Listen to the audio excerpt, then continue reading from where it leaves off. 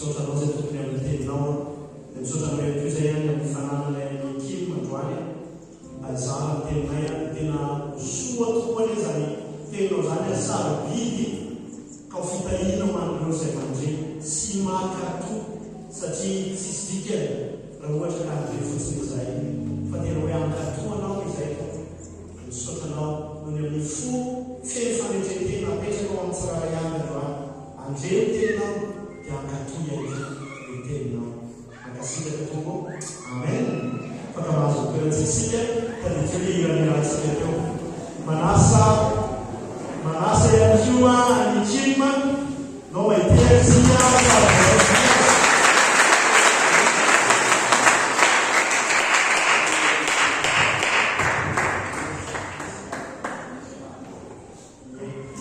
ho an'izy tsy mahafantatra dia ataoko hoe manana ny anjara maray eo anivon'ny fiangonantsika tena miteny tahaka ny ray ao anivontsika i Kim androany dia miaraka misomo izy androany dia misaotra izy ireo mino fa hosokafatsika ny fontsika amin'ny zay zavatra rehetra molazainy amin'ny maha hoe ray anazy eto anivontsika dia tena hoe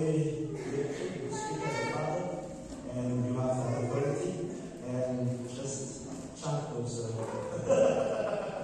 anyway so tanaandriamanitsika dia nao efatsika zarantsika ny finonga telotona ka hatramin'ny 20 taona sady mitavatava ihany nararaka izy no mandeha larinazy.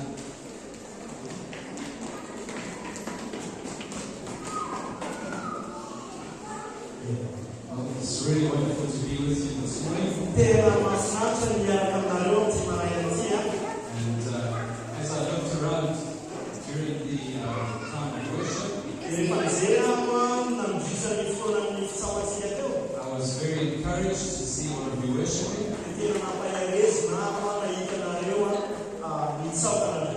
And since the last time I visited, you guys have invested so much effort into advancing this place.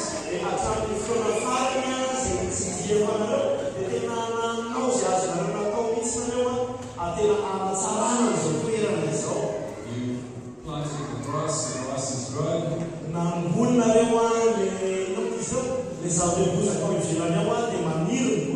You made the back of the room beautiful. Built the stage. I can see all the work you're doing. And I'm sure there's a big price that you pay as well. I wanted to encourage you that there's really nothing more glorious you can invest your life into than the Church of God.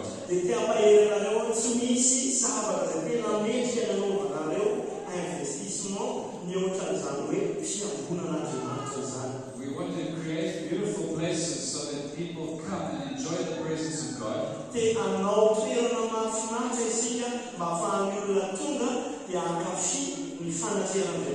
It's like a family with a home preparing to host somebody. And here, the special people that you want to host are actually the people that haven't yet even arrived.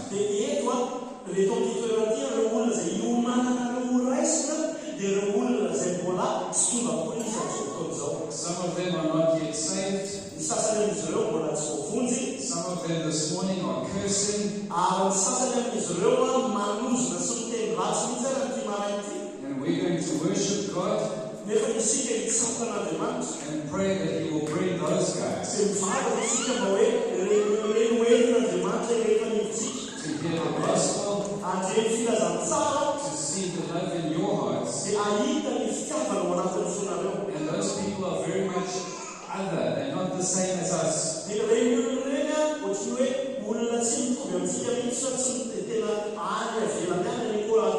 Some of them come from other tribes.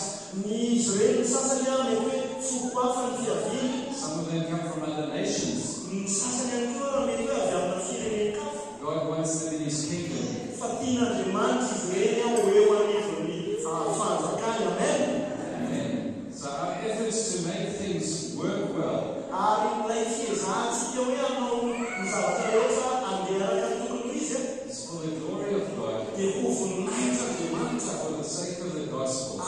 amin'ny filazantsara. Not so that we could have the most comfortable place, Fa tsy hoe isika no mba ahafahantsika mahazo ilay toerana izay ohatry hoe mampahazo aina indrindra. but we do want it to be excellent. Fa isika nefa ny teny hoe excellent amin'ny zavatra ataontsika. Because people come in and they say, oh, these people are serious about what they're doing. Satria rehefa tonga ny olona dia tena ahita izy ireo, tena sérieux ny zavatra ataon'izy ireo. We will pour our lives into the kingdom of God. Ho ahotsatsika ny fiainatsika amin'ny fanjakan'Andriamanitra. That sometimes even means you empty your wallet into the kingdom of God. Indraindray ary mety dikan'izay dia hoe tena mataonao foana mihitsy ny portefeuille-nao ho an'ny fanjakan'Andriamanitra. So that's my first encouragement, is well done for investing.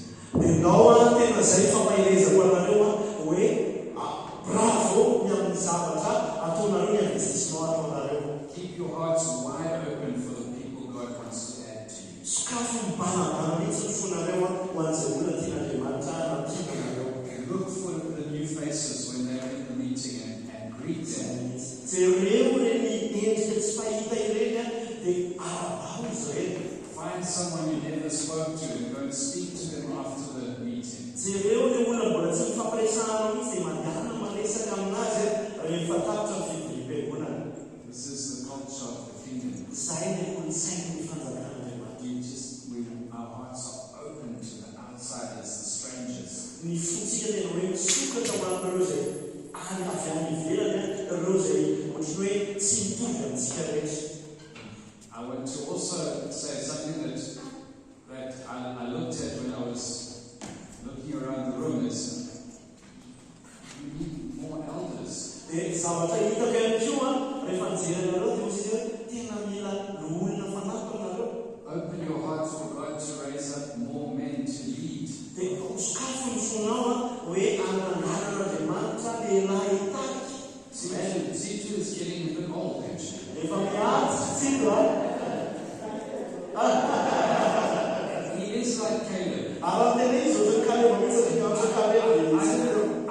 can't see the young guys praying spontaneously out loud like C2 did.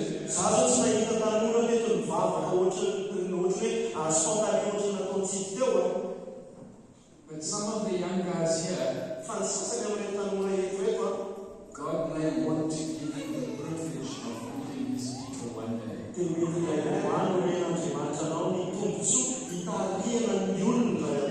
We're not just thinking about an elder in the next year. I'm thinking about 10 years from now.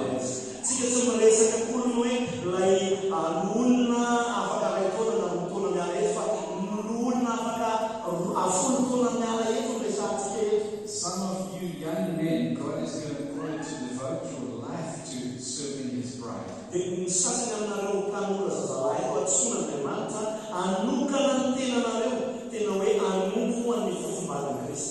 What I want to say is, young men, get yourselves ready. Set yourselves apart to serve God. Pray. Hold on to the vision that the Holy Spirit puts in your heart. Get ready. God wants to promote you.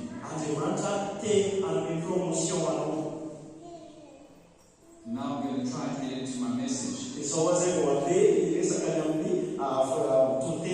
Because God doesn't want to promote those who are just preoccupied with other things and distracted.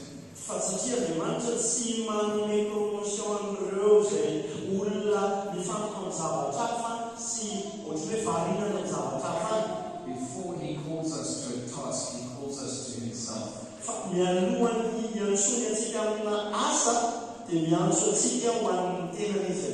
Let's pray.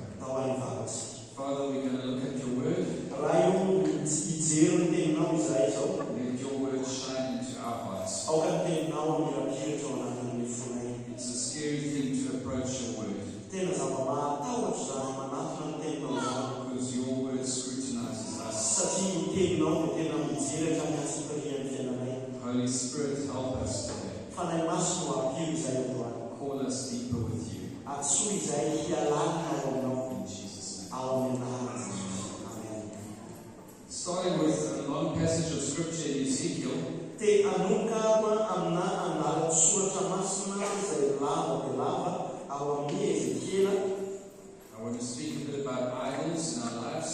Dia hiresaka ny karazana samby eo amin'ny fiainantsika. Let's look at Ezekiel 20, verse 10. Dia ndao isika hijery ao amin'ny Ezekiela 20:10.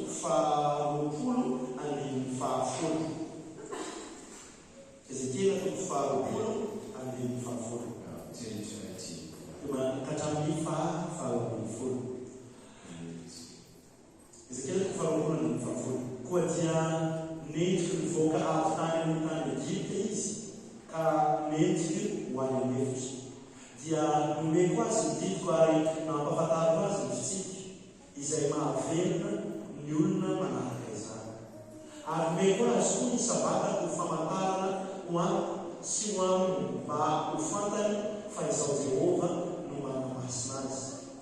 Kanjo ny olona tamiko tany an'efitra ihany ny taranak'Israely, ka tsy tandeha araka ny didiko izy fa nanamavy ny fitsiky izay mahavelona ny olona manaraka izany, ary nandoto izay nandoto ny sabatako izy. Dia hoy izao: ahidiko aho any an'efitra ny fahampezerako ahalany rindrina azy. Kanefa niasa nohony amin'ny anarako aho mba tsy handotona izany eo anatrehan'Jehovisa izay nahita ahy nitondrako azy mivoaka. Ary izao nanangan-tanana tamin'ny tany an'efitra fa tsy hitondra azy ho any amin'ny tany efa nomeko azy izay tonga zomotsy tantely sady tena endriky ny tany rehetra. Satria efa nanamavy ny fitsiko izy ary tsy nandeharaka ny didiko fa nandoto ny sabatako, fa ny fony dia nanaraka ny sampany. Nefa nianatra azy ihany ny maso, ka dia tsy nalibako na nolevoloko tany an'efitra izy. Fa hoy izao tamin'ny zanany tany an'efitra: aza mandeharaka ny fanaondrazanareo ianareo, na mitandra ny fitsikana, na mandoto tena amin'ny sampany. Amen. That's a very strong statement from God. Fanambarana mahitsy sy mafy avy amin'Andriamanitra ny teny zany. Do not walk in the statutes of your fathers. Aza mandeha manaraka ny sampon-drainao. That sounds quite disrespectful. Tena ohatriny hoe maniraka anao tsy hanaja ray aman-dreny zany zavatra zany. God's saying your father might have lived a certain way, but you don't copy your father. Hoy izy Andriamanitra hoe ny rainao na ny razanao mety misy fomba fandehany teo amin'ny fiainany, fa aza manaraka an'izany rainao na ny razam-benao zany ianao. Don't keep your old customs. Aza miazo nan'ireo fomba tranainao ianao. Don't defile yourselves with their idols. Ary aza mandoto ny tenanao amin'ny samponizy ireo. It's very strong language. Tena teny mafy. Because outside of God's ways, there are no good ways. Satria ivelan'ny fomba n'Andriamanitra dia tsy misy fomba tsara. Ancient ways are not good because they're old. Ny fomba taloha dia tsy hoe tsara satria efa tranainy. All peoples everywhere rebel against God. Ny olona antitra na ny olona tranainy naiza dia mikomy amin'Andriamanitra na aiza misy azy. And they create customs and ways that they can try and do life without God. Dia manamboatra fomba izy ireo azay ataon'izy ireo tsy na hoe tsy ampidirana an'Andriamanitra ao anatin'izay fombafomba izay. It started with Adam and Eve. Nanomboka tamin'ny Adama, and since sin entered the world, ary nanomboka tamin'ny idirany fahotana teo amin'izao tontolo izao, man has really been born into a rebellion against God. Dia teraka ny olona tsiraray avy ao anatin'izay hoe fikomiana amin'Andriamanitra izay. And God was saying to his own people, dia niteny tamin'ny olony Andriamanitra, you rejected my ways, hoe tena nolavonareo ny fombako, profaned my Sabbath, ary nozimbazibanareo ny sabatako, because your heart went after your idols. Satria ny fonareo nametsika ny samponareo aby. See, human beings tend to have idols. Tanareo ny olombelona dia te-hanana izay karazana sambo izay eo amin'ny fiainana. These are things that we put in the place of God. Ireny zavatra ireny ilay anotsika ny toeran'Andriamanitra eo amin'ny fiainantsika. And yet God operates on a very different way. Dia nefa Andriamanitra miasa amina fomba izay miavaka kokoa. He wants to save us. Te hamonjy antsika izy. And that's not just in a moment when we receive Jesus, Tsy hoe amin'ilay fotoana fotsiny hoe nandraisantsika ny Jesosy fotsiny ilay izy, but it's an ongoing work of salvation fa tena hoe asa mitohy ho amin'ny famonjena. where He delivers us from wrong ways of thinking Izay namonjena antsika tamin'ny fomba tsy mety, fomba fisainana tsy mety, and teaches us to trust Him ary mampianatra antsika hitoky aminy because He loves us. satria tia izy. And so we don't even realize at first how much God has done for us. Dia amin'ny voalohany mety sakatra ny saintsika loatra hoe tahaka ny ahoana ka mialehibe ny zava-bita n'Andriamanitra ho anao. And we can even start to follow the law, God's rules, Eo ary no mety indraindray mety manomboka hoe andeha hanomboka nanaraka ny lalàna ary ireo fitsipika Andriamanitra.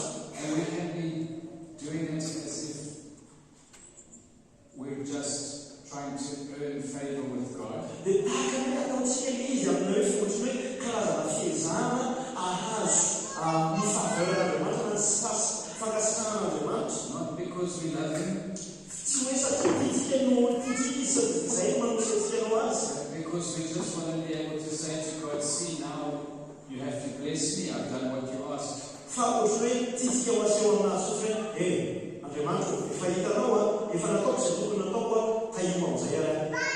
I've made myself a good person, so you must accept me. Efa niezaka ny olona tsara no izany tsy maintsy marekena mosa manomboka. But right in this passage, there's this very interesting verse. Fa eo amin'io andalana ny vakitsika eo mihitsy dia misy andininy mahaliana be mihitsy. God said, I gave you my rules, and if you obey my rules, you'll find a better life.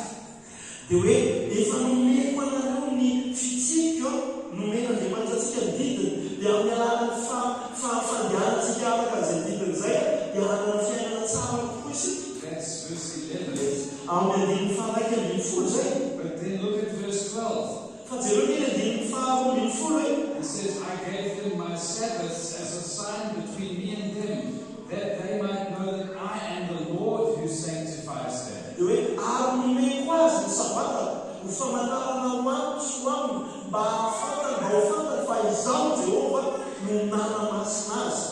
What were they allowed to do on the Sabbath? Inona kaiky zavatra afaka nataon'ny olona tamin'izany andro sabata zany? Nothing. Tsisy mihinana, Nothing. tsisy tsy manao mihinana. The Sabbath was strict. Tena hoe etsy. You couldn't go, even move more than a certain short distance. Tsy afaka ny mandeha mihoatrana alavinana izay voafika ianao. You weren't allowed to do any work. Tsy misy mihinana azonao atao, asa azonao atao. Why did God give the Sabbath? Fa maninona ka Andriamanitra no nanome ny sabata? I used to think it was like a kind of a day of rest. Zany eritreretra foana hatramin'izay hoe andro fitsarana zany. But this verse tells us something important. Fa ity andalana ity andiny ity miteny zavatra marambatsy. I gave them my Sabbaths as a sign between me and them, that they might know that I am the Lord who sanctifies them. Hoe aromeko azy ny sabata ho famantarana ho amiko sy ho aminy mba ho fantany fa izaho Jehova no manamasina azy. Where does sanctification come from? Avezaka iny no iavian'ny fanamasinana Doing nothing. amin'ny alalan'ny tsy fanaovana inona. It's not your works. Tsy ny asanao, It's not your obedience. tsy ny fankatoavanao, It's God's mercy. fa ny famolaton'Andriamanitra. He sanctifies you. Izay no manamasina anao. He sanctifies you because He's good, Manamasina anao izy satria tsara izy. and He provides for your salvation in Jesus. Dia namatsy famonjenao anao ao amin'i Jesosy. And even your works won't save you. Ary na ny asa izay ataonao tsy hamonjy anao akory. So you can follow His laws if you want to have a richer, fuller, better life. Afaka ny manaraka ny didiny ianao raha ohatra ka te hanana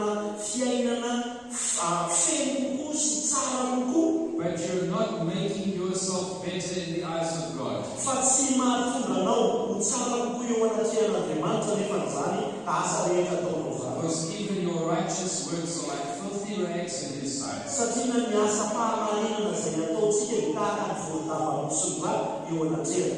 He gave His Sabbath Fanomeny ny sabatana where you don't work amin'izay hoe tsy ianao mihitsy no manao ny asa as a sign that He will sanctify you. mba ho famantarana fa izy no manamasina anao. So God's people didn't understand salvation. Ka misy olona ny olon'Andriamanitra tsy mahatakatra an'izany hoe famonjena izany. The Jews used to obey the law. Ny jiosy dia rehefa katoavany mahalala ny rehetrarehetra azahoana an'izay famonjena izay. As if it would make them right with God. Hoe tahaka n'iny no ahatonga anazy hoe ho azo n'Andriamanitra bekena eo anatrehany. And all the time they carried other things in their hearts. Dia nefa ny amin'ny fotoana rehetra misy zavatra entiny ao anatin'ny fony ao. Idols, Sampy, traditions, fombafomba, customs, fahazarana. and God wasn't happy with them. Dia tsy faly amin'ny zareo Andriamanitra tamin'izay. Now Jonathan Edwards, I Jonathan Edwards, if you don't know who he is, you can Google him sometime. raha ohatra ka tsy fantatrao hoe izy Jonathan Edwards dia afaka mandeha manao Google ianao. He said that the heart is an idol factory. Dia hozy izy Jonathan Edwards hoe ny fo dia toeram-pamokarana sampy. What is a factory? Inona kay izany hoe toeram-pamokarana? Usine zany. A factory is where you mass produce something. Ny usine dia toeram-pamokarana zavatra be dia be tena hoe betsaka no vokarinao. You make many. Betsaka be dia be no atao ao. Round the clock, the machines are running. Isan'olona dia misy isa enjehana miodina foana ny machine. The products come off the production line. Lasa mivoaka ny vokatra dia avy eo mivoaka ny vokatra manaraka ohatr'izao foana. The heart is an idol factory. Ny fo dia toeram-pamokarana sampy. The heart makes the idol. Ny fo no manao an'izay sampy izay. It's not about the idol. Tsy hoe resaka sampy loatra no tena resahana anatin'izy. It's about the heart. Ie, fa ny fo mihitsy. See, one of the prophets mocked the people. Tanareo anakilay tamin'ireo mpaminany tena hoe nanazimbazimbaka namazovazo ny olona. He said, "You guys are stupid. Hozy izy hoe tena tsy saina anao. You take a piece of wood, Hoe hoentinareo ilay bolongana hazo iny. and out of the same piece of wood, you take half and you carve an idol. Dia amin'iny bolongan-kazo iny no angalanareo zavatra sokirina dia anaovanareo sampy. And you bow down and worship that thing. Dia miakany iny hitsaoanareo. And the other half of the same piece of wood, you chuck in the fire. Dia miambo ilay hazo ilay avy nanaovanareo sampy iny arinareo any amin'ny afo. To make your food hot. I don't know. Anazahoana sakafo tsy fantatro. Idolatry has always been a matter of the heart. Tena hoe fo no resahana rehefa ohatra hoe sampy no resahana. It's never been about the wood or the gold. Dia izy zany tsy resaka ho hazo na volamena. It's not even about the spirits of the ancestors. Tsy resaka fanahy-razana hoy azy. You'll make an idol out of anything. Fa afaka ninona afaka ataonao lasa sampy. Your heart is an idol factory and it will make idols. Ny fonao dia toeram-pamokarana sampy dia anamboatra sampy anao fonao. Out of an old tradition, Mety lasa fombafomba no lasa ataonao ho sampynao. a piece of wood, Mety hazo a golden calf, na tsara io volamena, a woman. vehivavy. Your heart is just the problem. Ny olanao tena olana. Ny fonao tena olana azafady. Saotra betsaka. You see, as I said, the heart is actually in rebellion against God. Raha tena izy ny fotsika eo dia tena mikomo na Andriamanitra. And it's about control. Dia te hife zavatra isika. Who is able to be in charge? Hoe iza kay no hifehy, iza no patron. Who gets to decide what makes things happen? Iza no hanapa-kevitra ahatonga ny zavatra hitranga. And we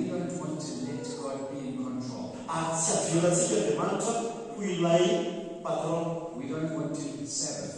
Tsy ho teo ao amin'ilay sabata isika. We don't want to stop. Tsy te hitsahatra isika. We want to keep doing it so we're in control. Te hitoyanao an'ilay izy isika mba hahatonga antsika hoe isika no fian'ilay izy. We want rain so that we can eat, right? You need rain for the rice to grow. Mila olana ohatra isika mba hahafahan'ny vary hitombo. We want to be in control. Dia te hifehana iny isika. We don't pray and then trust God. Tsy mivavaka isika dia mitoky amin'Andriamanitra. We ban umbrellas. Fa tsy mahazo hitondra lahelo izany. Lasa tsy mahazo hitondra lahelo ilay dia No umbrellas, no onions. tsy mahazo mitondra helo, tsy mahazo mitondra tongolo. Why? Fa manino? Because we want to be in control. Satria isika te ho patron feo an'ilay fian'ilay izy. It's rebellion against God. Ianao ny fanohenana n'Andriamanitra It says, I'm going to take control of things myself. hoe aloha zaho mihitsy no fian'ilay izy. We do things to put us in control. Manao zavatra isika ahatonga antsika hoe eo amin'izay toerany isika no feny zavatra rehetra. You try to control your husband. Miezaka ny feny zanakao ny vadinao eo. Is not yours to control. Tsy ianao tokony hifehy azy. He belongs to God. An'Andriamanitra izy. But some wives try to manipulate their husbands. Fa ny vehivavy sasany te hilalao himanipule amin'ny vadiny. It's an attempt to control something that is not yours to control. Ohatry hoe fiezahana hikontrole zavatra tsy natao ho ianao hifehy azy. And that kind of manipulation or trying to exercise authority and control where it isn't yours, that is the same as witchcraft. Dia ohatry hoe mampiasa ianao fahefana izay tsy anao akory izany hoe kontrole zavatra tsy tokony ianao no kontrole azy dia mitovy amin'ny mpanao sikidy ihany ianao manakan'izay. Someone goes to church Misy olona mandeha makany fiangonana and they want something in life. God must do something. dia misy zavatra tadiavina amin'ny fiainana dia hoe Andriamanitra tsy maintsy manao zao tsy tsaro. They're not getting an answer fast enough. Dia tsy ampy tsy malaky ny tahaka ny andravana azy ilay valiny avy amin'Andriamanitra. They can't accept not being in control. Dia tsy azo ny saina ekena mihitsy ilay hoe tsy izy no mifehy zavatra. Can't submit to God. Tsy afaka ny manaiky ny ondrik'Andriamanitra. So they go to the witch doctor. Dia lasa izy mandeha tadidadarabe. People in this city are doing that still. Ary ny olona eto amin'ny tanàna ity dia mbola manao an'izany. They'll go to their church, then they'll go to see a witch doctor. Mandeha makany am-piangonana izy dia mandeha tadidadarabe ihany koa. Or they'll go buy some special potion. Na mandeha vidy zavatra amidin'ny olona ny nanana. Do you guys have like the horoscope where you read about what's going to happen? Yes. So when I was a child, the magazines used to publish a horoscope which tells you if you're born in this month, then this is what will happen to you. Dia tamin'izaho mbola kely dia misy magazina na gazety fidiana tamin'izany dia hatramin'izao tsika mbola misy an'izany hoe ty ny toninandro anao raha ohatra ka teraka tamin'ny volana zao ka tamin'ny volana zao ianao dia ty ny toninandro anao. Things like astrology, your birth star sign. Ohatry hoe resaka astrolojia sy hoe signe ianao mba ajady na tsy hoe inona daholo ny fiantsoliana malagasy hoe. So you have Pisces and Aquarius and all that stuff. So all that stuff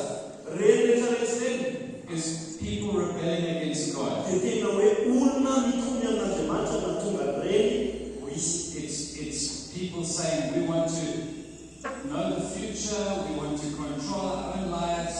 Olona ohatry ny teniteny hoe zay te halala mavy zay fe ny fiainanay. We want to invoke the blessing. Dia hoatsonay ny fitahina. And so we'll perform a ritual. Dia anao fomba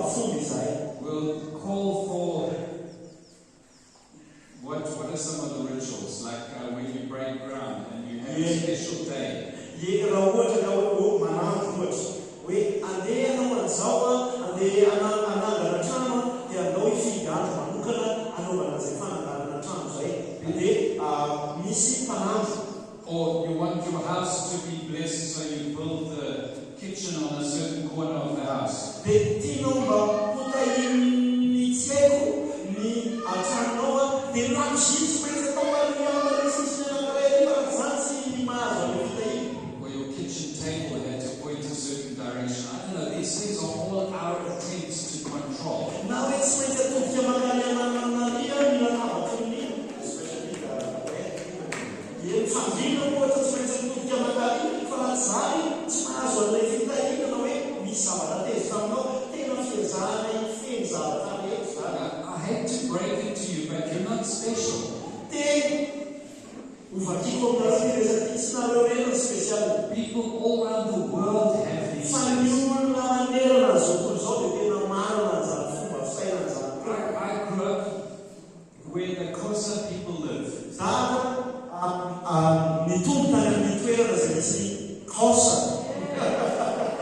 The black African people from the southern part of Africa. Zareo afrikana maintsotra izay avy any amin'ny tapany atsimon'ny Afrika. And they live in a round house. Dia zareo ndray atao boribory ilay trano. Karazana trano kely. And when they build it, Dia rehefa hatsangana io trano, the window must face a certain direction. dia io varavara hatsangana ao amin'ny trano io tsy maintsy mitodika makany amin'ny zavatra hafa. Then the spirits are happy and blessings come. Dia faly fanahy dia tonga fitahiana. It's lies. God, see, our God, who blesses us out of His goodness, Andriamantsika izay mitahantsika ny amin'ny fahatsarany manokana sanctifies you when you do nothing. Manamasina anao amin'ny anao tsy manao inona mihitsy. Because He gave His Son, Satria nanome ny zanany izy who paid the price, nandrony sara rehetra and got us all the favor we will ever need. dia nanome atsika rehefa fahitapity izay tadiavintsika indrindra iny. So none of these other things Ka tsy misy amin'ireny zavatra hafa ireny are anything less than evil. izay hoe eritreretsy hoe tsy ratsy. Because they're saying we will invoke the blessing on ourselves. Satria ohatry ny fiezahana teny hoe aleo izahay no iantso ny fitahiana ho anay manokana e. We won't depend on the grace of God. We'll do something to demand that blessing. Tsy andranja ny fahasoavan'Andriamanitra izay fa anao zavatra izay mba hahafahan'ilay fitahiana tonga aminay. It's all about who's in control. Teny ao ambadika izay rehetrarehetra izay hoe iza ny fety, iza ny patron. So whether you are Western or African, you are bent, you lean towards trying to take control. Ka na olona tandrefana ianao hoe olona fireneny fahatandrefana na afrikana dia samy manana izay fomba fiezahana te hifehy zavatra rehetra izay. We do it outside of religion and through religion. Ataontsika ilay izy na ao anatin'ny fombafomba-pivavahana na ivelan'ny fombafomba-pivavahana. You know, I find it quite interesting that European history was full of witchcraft. Tanareo mahaliana be anahy rehefa mieritreritra ny fombafomba ny Europeana ohatra dia tena feno fampotsampy ny Europeana. And then for a period of about 200 years, Tao anatin'ny 100 taona teo eo, the church rose up and actually there were some terrible witch hunts. dia nitsangana ny fiangonana dia tanatin'izany nisy fanejeran'ireo izay antsoina hoe mpamosavy tany amin'ny Eropa. And they found everyone who practiced magic or did witchcraft and they tried to kill them. Dia tadiavina daholo izay olona rehetrarehetra izay manao mazy sy ny manao skidy rehetrarehetra dia tena hoe voana. And you know what happens? Dia tafatanareo hoe ina zavatra tsangana. You could get rid of the witches, Afaka hoe hovonona daholo izay mpamosavy, you could get rid of the witchcraft. ary afaka hovonona hoesorona daholo ny skidy rehetra. But people who get free of witchcraft move on to more sophisticated idols. Dia ny olona izay hoesorona tamin'ny skidy anankiray dia mandeha mifindra amina karazana sampy anankiray vaovao hafa izay sarotra sy kokoa sofistike kokoa ny ao anatin'ny fony ao. Because idols remain a matter of the heart. Satria resaka fo ilay resaka sampy. And so now I want to talk about one of these common idols. Dia rehefa iresantsika ny amin'ireo sampy mahazatra rehetra, It's more sophisticated than witchcraft.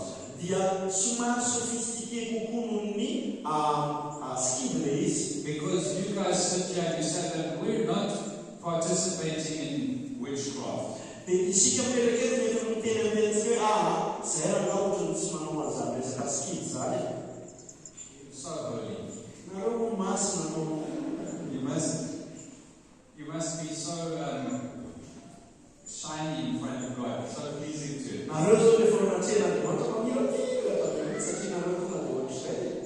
But actually, Faratena izy one of the common idols anankiray anisan'ireo sampy mahazatra ohatran'ny hoe ananan'ny olona rehetrarehetra mahazatra is receiving glory from men. dia ilay hoe mandray voninahitra avy amin'olo reny. It's basically you constructing your position Hoe ianao manamboatra ny positionanao na toeranao in the world in which you live. amin'ny tontolo manodidina izay iainanao.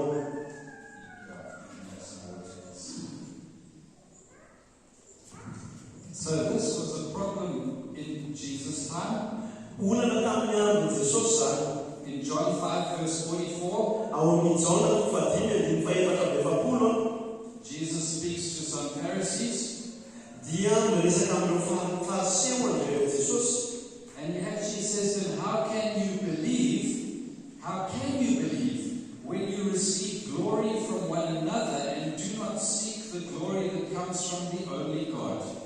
Hataonareo izay mifampitady laza ahoana no finy nefa ny laza avy amin'Andriamanitra tokana kosa dia tsy tadiavinareo. I relate this back to God's call on Abraham. Atambatro ataoko hoe mifanojo amin'ilay antson'Andriamanitra tamin'ny Abrahama ity, Where God said to Abraham, leave your people and leave your father's home tamin'ny Andriamanitra niteny ny Abrahama hoe ialao ny olonao sy ny tranodrainao. Oh my goodness, where am I going to get honor from? Avesa zany mahazo voninahitra If I have to leave where everyone knows me. hoe iala tsy maintsy iala ako amin'ny toerana izay hoe ny olona rehetrarehetra mahafantatra eo. If I become unknown, Raha ohatra ka lasa tsy fantatry n'iza who will think I'm an awesome guy? iza no mba eritritra hoe zany tena olona amiray. God says to Abraham, Toy izy Andriamanitra tamin'ny Abrahama, I will make your name great. zany no ahatonga ny anaranao lehibe. We're not happy with that because we're not in control. Tsy fantsika ny amin'izay satria isika te hifehy foana. I need to make my name great. Zany no mila manao ny anarako halaza. I need my face in a poster. Zany tokony hoe eo amin'ny postera. I need to call myself the apostle. Zany mila tsoina hoe apôstôly, bishopa. Make it bigger. Atao ngeza kokoa e. Put on a brighter suit. Atao ilay kostara le tena tonga dia mamirapiratra. People are going to know how important my name is. Fantatry ny olona mihitsy fa zany olona tena manam-baza. Got the anointing. Satria za manamositra. Just like Zay mihitsy. Mihitsy. Tanareo fa morana so here we've come into the middle of Christianity. eo tsika tonga amin'ilay hoe ivon'ny fivavahana kristiana. But the idol is that we want the praises of men. Fa ilay samy ao anatin'ilay izy hoe mitady ny fakasitrahan'ny olona sy ny aderan'ny olona isika. We want honor from people. Mitady voninahitra avy amin'ny olona isika. And we're going to do things to make our name great. Dia anao zavatra isika tonga amin'ny anarantsika ho lehibe kokoa. Jesus said, how can you believe? In other words, it's an obstruction, it's an obstacle to them being with God. Jesosy nolaza hoe hataonareo izay mifampitady laza ahoana no fino. Zany hoe misakana le izy, misakana eo. When you receive glory from one another Raha ohatra ka hoe mifampitady voninahitra nareo and do not seek the glory that comes from the only God, nefa ny laza avy amin'Andriamanitra tokana kosa tsy tadiavinareo. I want to put it to you that you have a choice. Tea miresaka aminareo manatsafidy anareo. You could live your life to seek glory from one another, Afaka miaina ny fiainanao ianao mifampitady voninahitra or you na could laza. seek the glory that comes from the only God. Na hoe mitady ilay voninahitra izay hoe Andriamanitra eo ihany no afaka manome azy. And so we see this mentality in action here in Matthew chapter Hitantsika io fomba fisainana io a tena ampiarana ny olona ao amin'ny Matio toko faha 5:10. Let's read from Matthew 15, verse 1 to 9. Donc io vakitsika Matio faha 5:10 manomboka amin'ny 1 ka hatramin'ny faha 7. Menakeo amin'i Jesosy ny fariseho sy ny mpanao-dalàna sasany avy tany Jerosalema ka nanao hoe: nahoana ny mianatrao no mandika ny fampianarana vototrony razana fa tsy mba manasa tanana izy raha mihinan-kanina? Ary izy namalaka ny manotany hoe: nahoana kosa ianareo no mandika ny didin'Andriamanitra noho ny fampianarana vototra anareo, fa Andriamanitra efa nanao hoe manajany raha ianao sy ny reninao, izay miteny ratsy ny ray sy ny reniny dia atao maty tokoa.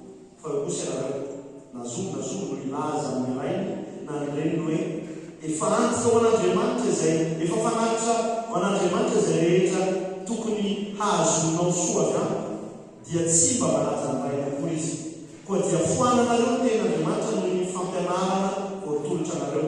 Rika tsara velantsika marina ny finamina ny Mesaia anareo hoe ity firenena ity manaja ny olotro fa ny fony lavitra, ny fony kosa lavitra. Koa foana ny vavahan'ireo amiko raha mampianatra ny didin'olombelona ho fampianarana izy. These people of God, the Jews, Ireto olon'Andriamanitra ireto, ireo Jiosy, they had Pharisees who had created an elaborate system of worship. Izay misy ireo fariseo tao amin'ireo Jiosy ireo nanangana karazana sistema fomba fivavahana teo anivon'izy ireo. They had traditions and customs that weren't even instructed by God.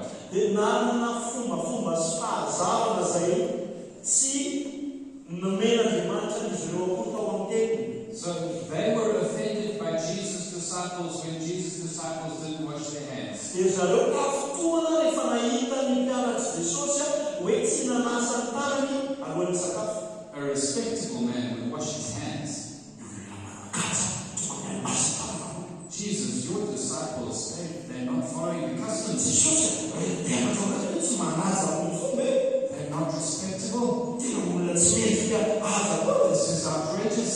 Look at how that person's dressed. Look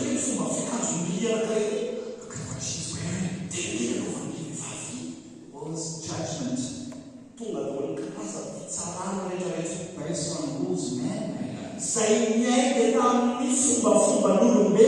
it gets even worse. Because they think they're doing right. These Pharisees think they are righteous. And yet Jesus just turns around and he points at something they do.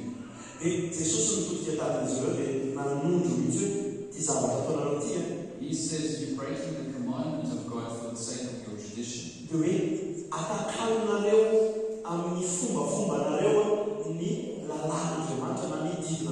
he accuses them of not taking care of their own parents. You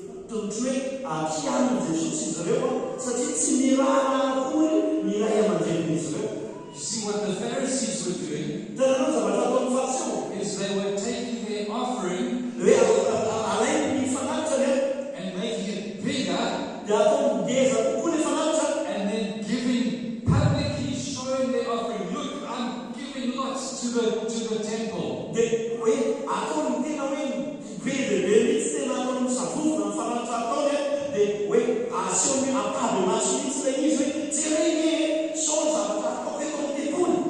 were seeking the praises of men, getting glory from the people around them, because their public works looked so amazing.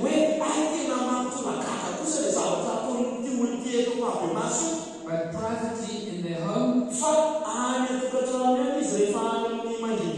they're not taking care of their own parents properly.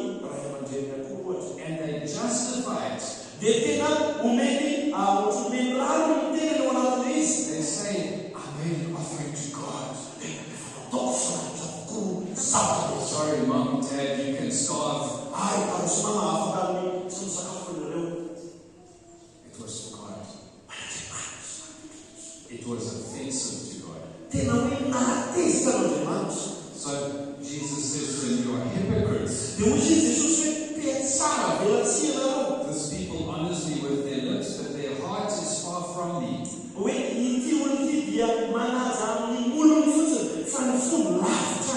So they were doing these spiritual looking things, publicly giving more, but they weren't, it wasn't worship to God. They were seeking to look good in the eyes of man.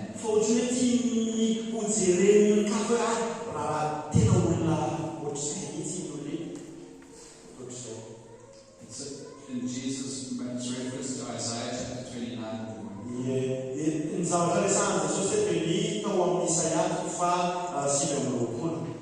The Lord has said that people draw near with their mouth and honor me with their lips, but their hearts are far from me.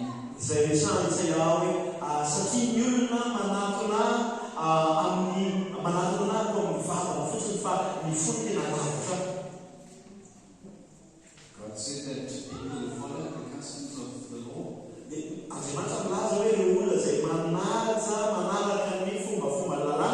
they thought they were doing what God wanted.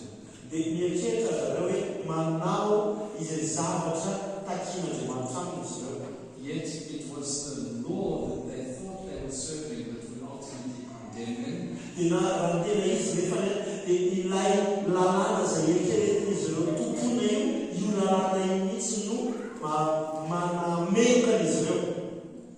Jesus even said he wouldn't be the one condemning them.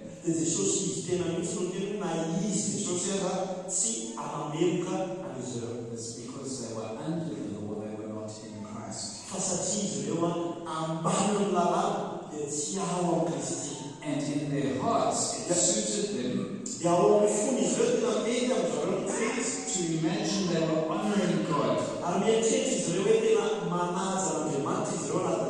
when in fact they were motivated by pride and concerned with appearances.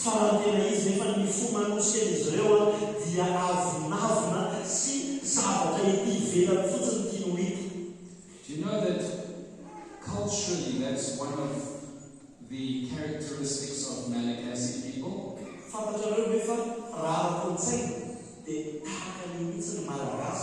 You are very concerned about how other people perceive you.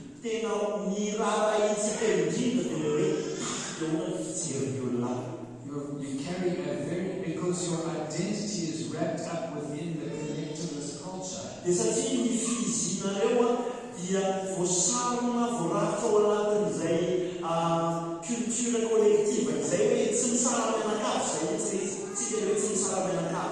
So if the community somehow shames you or you become embarrassed,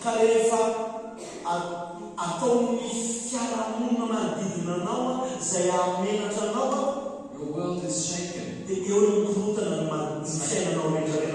And your feet is moving.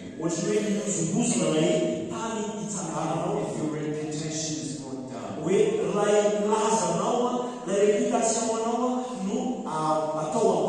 Spend a great deal of time making sure people have the right perceptions of you.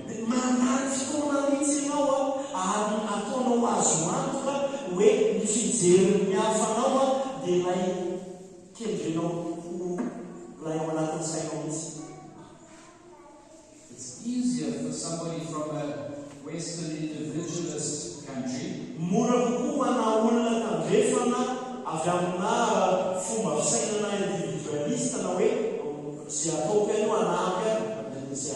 it's easier for them to stand out from the crowd.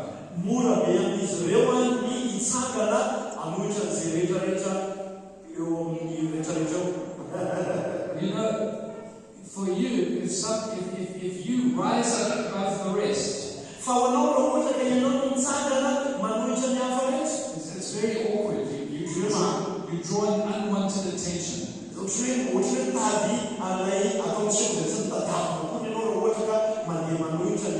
Some of you receive a wonderful opportunity to travel somewhere, like go on an airplane to another country and you don't tell anyone. izay hoe manana fahavarana misokatra hoe nandeha nakany ambavy dia tsy tatarano mizamiza mihitsy izy. Because you don't want people to know satria tsy tianao fantatry ny hafa hoe that maybe you're better off than they are. hoe ianao tsara kokoa noho zareo tsy fantatro.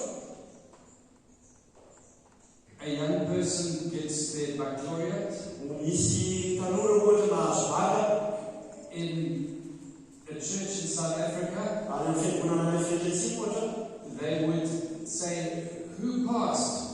dia mety misy antaniny fiangonana hoe iza le no afaka vaga e. They stand up, everyone applauds. Dia mitsangana izay afaka rehetrarehetra dia miteraka ny olona rehetrarehetra. And then they'll say, and that girl, Dia misy an'ilay ankizy vavy anankiray, she got 6 A's. She got top results. 20 sur 20 aqui, bon, 19, 18, 19, 20 sur 20 aqui, enina no azo loatra. And everyone celebrates. Dia miaraka mankalaza daholo ny rehetrarehetra. And she doesn't feel humiliated, exposed, or vulnerable. Dia tsy mahatsapa ny tenany hoe humilié na hoe afabaraka na hoe ay fantatry ny olona rehetrarehetra hoe zavatra sy noho zatsy. She feels her hard work is being acknowledged. Tsapany fotsiny hoe ay miasa mafy aho dia hitan'ny olona rehetrarehetra zany ny asa mafy nataoko. But what happens in more collectivist cultures Dia ino nefa ny zavatra mitranga amina fiarahamonina tsy misara-mianakavy is that there's this fear that you are destabilizing the cohesion of the community. misy an'izay le ohatry hoe tahotra zay hoe raha ohatra ka fantatry zany dia ohatry hoe lasa manimba an'ilay cohésion ilay firaisamonina ao anatin'ilay fiarahamonina. So then if I had to say to Tsinzu, ka raha ohatra ka afaka tsy maintsy teny antsinjo ohatra see, just by picking her out of the crowd, she's terrified now. vo io zao tondrony fotsiny izy antsinjo efa matahotra be izy rehetra. How dare one person get more attention than everybody else? fa maninona ke zany zao ny olona anankiray lasa mahazo fifantohana kokoa noho ny olona hafa rehetrarehetra. And then if I said, stand Tsinzu, dia hoe tsinjo mitsangana tsinjo a well done. bravo. Do you know she's very bright? Tanareo olona misaina tsara io a She got great results manana résultat tsara izy years ago. tany amin'ny taona mahampahasana. But if we try to celebrate a moment like that, it's like everyone gets uncomfortable. dia rehefa ohatry hoe mankalaza zavatra anankiray ohatry zany isika dia ohatry hoe manomboka tsy mahazoazo aina vola ny rehetrarehetra raha ohatra hoe olona anankiray no ankalazay. Why single out just one person? maninona ka iana hoe fampiavahana olona anankiray You're upsetting the peace. dia ohatry hoe lasa manakotana ilay fiadanana rehetrarehetra. People might even get jealous of her, dia lasa ohatry hoe hiarina anazy ohatra ny olona or she might get proud. Those are the things you think. na hoe izy mety lasa milea hoe zao io zao amaka zay eo anatin'ny sainao. Do you realize that it's actually robbing you fa takatrareo ve hoe mangalatra aminareo hoe zany fomba fisaina zany. You're so afraid to be seen by the people to be doing better than somebody else. dia satria matahotra ohatra ianao ny amin'ny fijery ny hafanao hoe manao tsara kokoa ny hafa rehetra. So you don't want to stand out. dia tsy tianao ilay hijoro ho hita miavaka amin'ny rehetrarehetra. I noticed something sad, dia zao ny zavatra hita tena mampalahelo indrindra. that when we get musicians, rehefa misy musicien ohatra we get guys to serve in the church, hoe manompo anivon'ny fiangonana they're very happy faly be mihitsy izy rehefa manao an'izay as long as they're not the leader. rehefa hoe tsy zareo aloha mitariky. So you'll gladly volunteer to sing or to play an instrument, tena am'mpifaliana no andehananao any dia hoe zako manolo tena hitendry na hiry because you're still part of the group.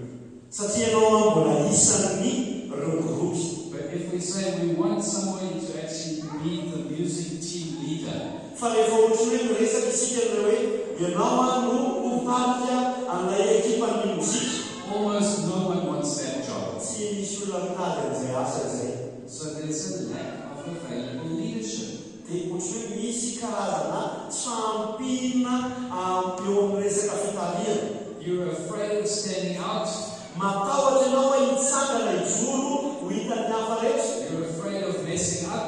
De matahotra ianao hoe sao de anatolotana aby raha ohatra ka fantatry ny olona rehetrarehetra avy eo. You don't want to carry responsibility. You don't want to carry the can. The final will be the final where the buck stops. De tsy te hitondra an'ilay vesatra ianao hoe aty aminako no hifara amin'ny rehetrarehetra raha ohatra ka izay de tsy te hoe eo amin'izay toerana izay ianao. It's much safer to hide in the crowd. Aleo tsara kokoa sy milamina kokoa raha ohatra ka miafina ao ambadika amin'ny olona rehetrarehetra.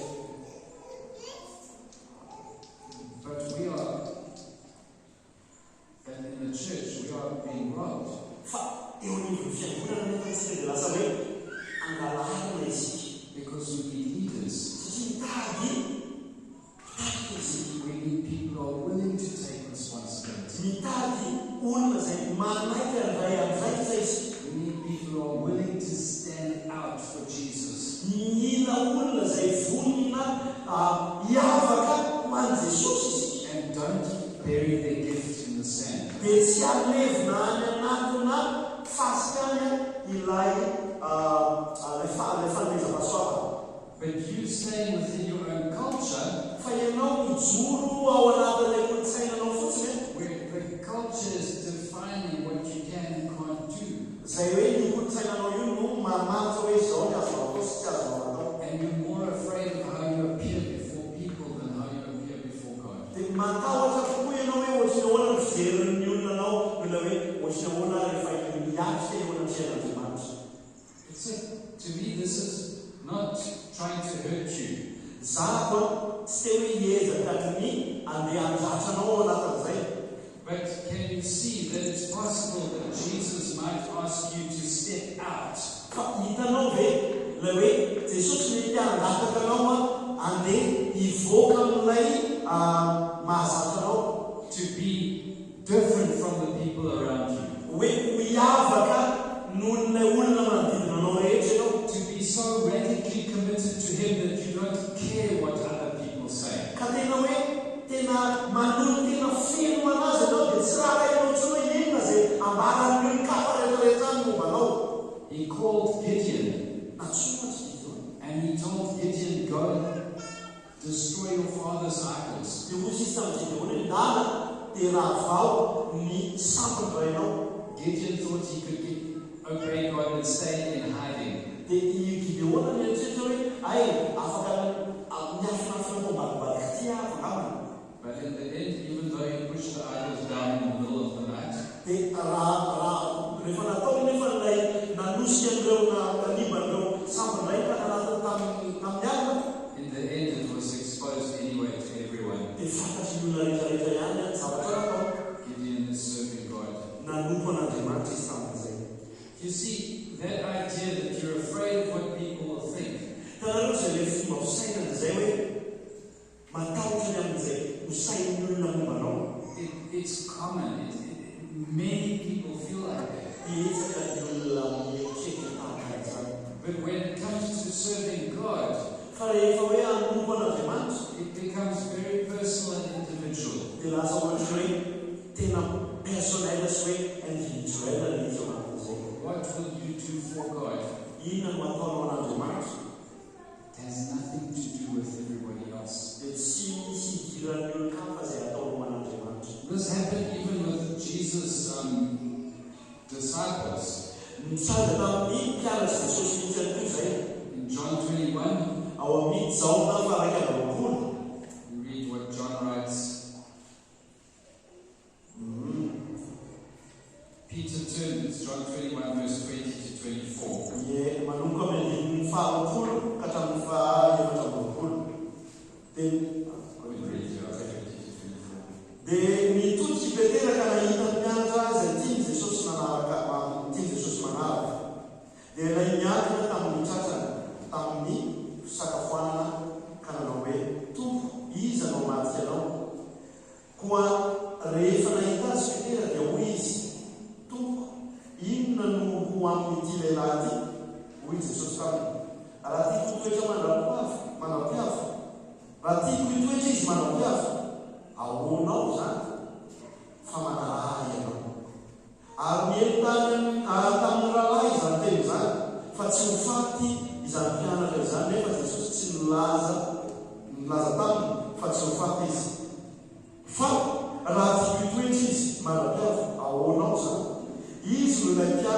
vavolombelona nanambara izany sy nanoratra izany ahafantatsika fa marina ny fanambarana.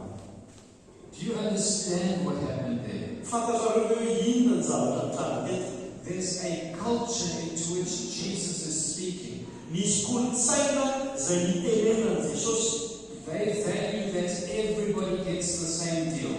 Zareo dia manome asina koa hoe atao mitovy daholo hoe izay atao amin'ny olona rehetrarehetra tsy maintsy atao amin'ny olona rehetrarehetra. Jesus says, Jesus doesn't work like that. He says, if this guy's going to stay alive until I return, what's that to you?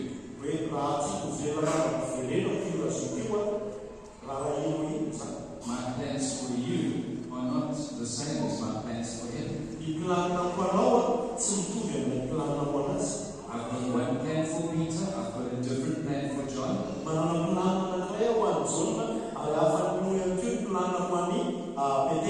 Peter, what is it to you what I plan for John? Do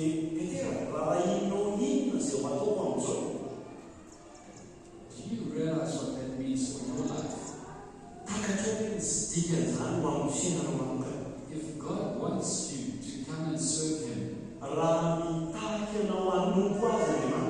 don't be thinking, what will my friends say? What will my parents think?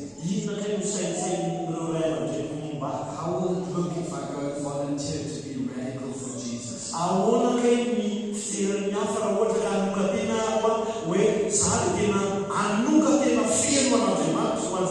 What if I go and offer to get involved in this ministry or serve the church in that capacity? What will my friends think?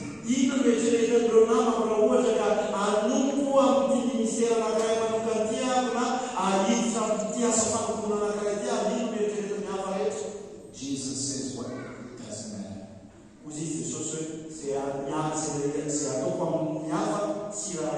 It's none of their business. They shouldn't. Who cares what they think? My plan for them is not the same as my plan for you. I have works for you to do. For some of you, that will mean God wants you to be exceedingly visible.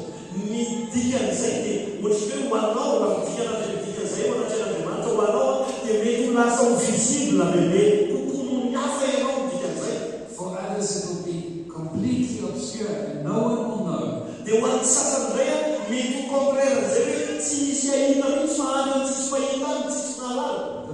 important part is, what does God see? He sees you serving him.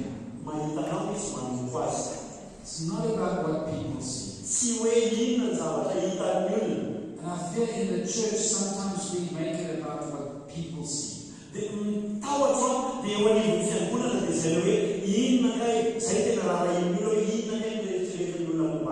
would go into a Malagasy church years ago. And before the meeting, I see all the people kneeling at their chair, praying. And I got nervous. What's going on? Why are they doing this? It almost seems to contradict something that Jesus taught. Jesus said, when you pray, don't pray where people can see you praying.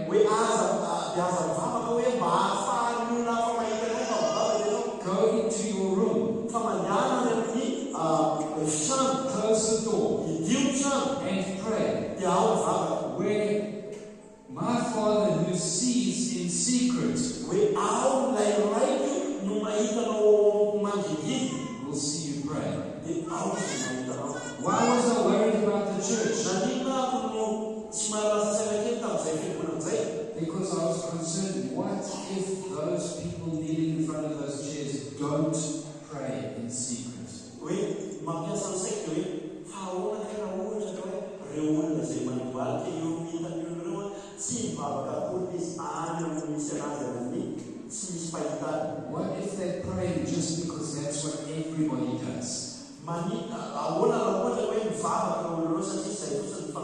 Everybody kneels at their chair, so they just fit in with what everyone's doing. They've become the Pharisees. If it's not true in private,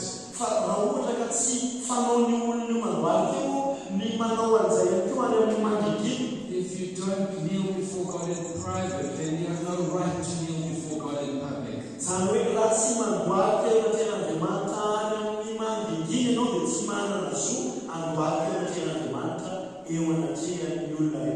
You've become like the Pharisees, concerned with looking like you're doing the right thing.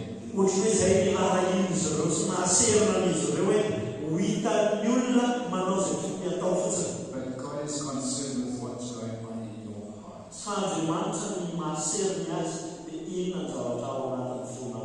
I want you to be exceptionally personal with God.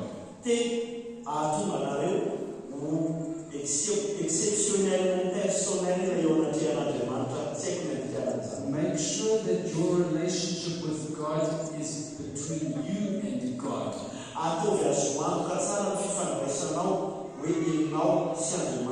And don't just fit in with what people do.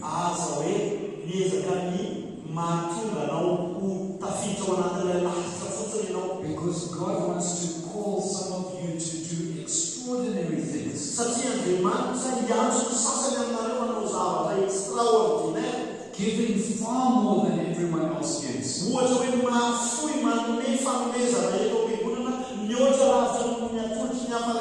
Privately, secretly. Don't let your right hand know what your left hand is. But maybe God wants to use you spectacularly where you work.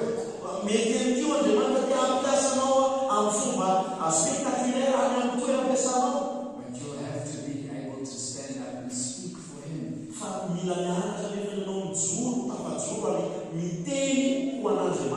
It doesn't matter what everyone thinks.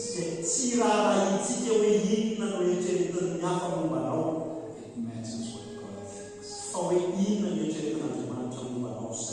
Live for the glory that comes from God. Live for the praises, the affirmation, the commendation that comes from God.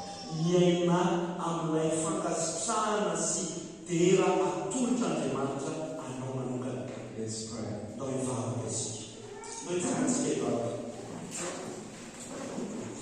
Heavenly Father, we live in a society where people are very concerned about what other people think.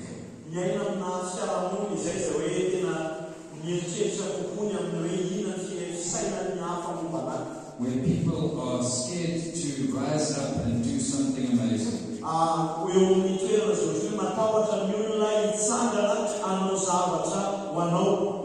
Lord God, we ask that as your people you would deliver us into freedom.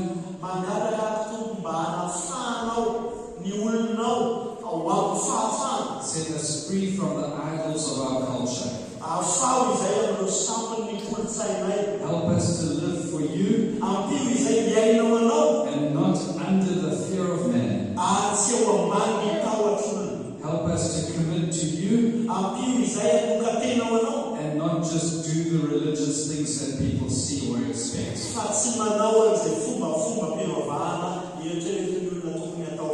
Lord, we won't even kneel in public if we don't kneel in private.